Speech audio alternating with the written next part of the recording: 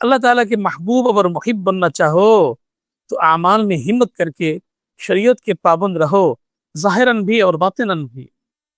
और अल्लाह अल्लाह करो, और कभी कभी अहलुल्लाह की सोहबत में जाया करो, और उनकी गैबत में जो किताबें और बताए उनको पढ़ा करो।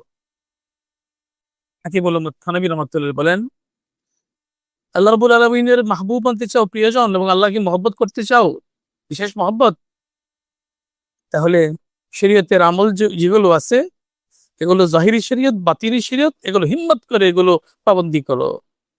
জাহিরি শরীয়ত মানে যেগুলো বাহ্যিক শরীয়ত বিধিবিধান সেগুলো আমল করো, বাতিনি শরীয়ত অন্তরের সাথে সম্পৃক্ত সেগুলো ঠিক মতো আমল করো, আর গুনাহ থেকে বেঁচে থাকো।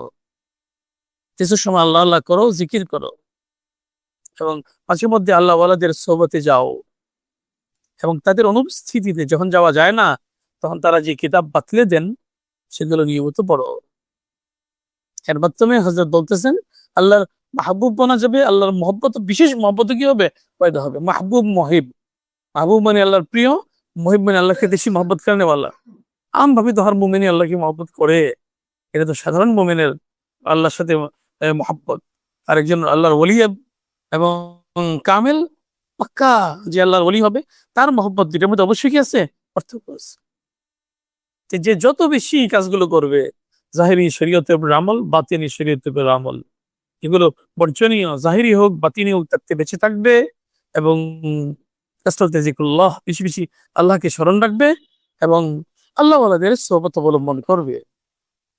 তাদের রং, তাদের আখলাকে বাতিনি, তাদের অন্তরের অবস্থা সেই গুনাহগার মানুষের দিলের মধ্যে আস্তে আস্তে ট্রান্সফার হয়ে চলে আসতে থাকে।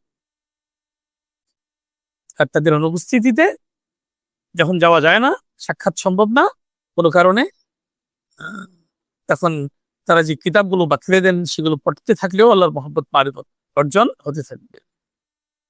আল্লাহ তাআলা তৌফিক দান করেন।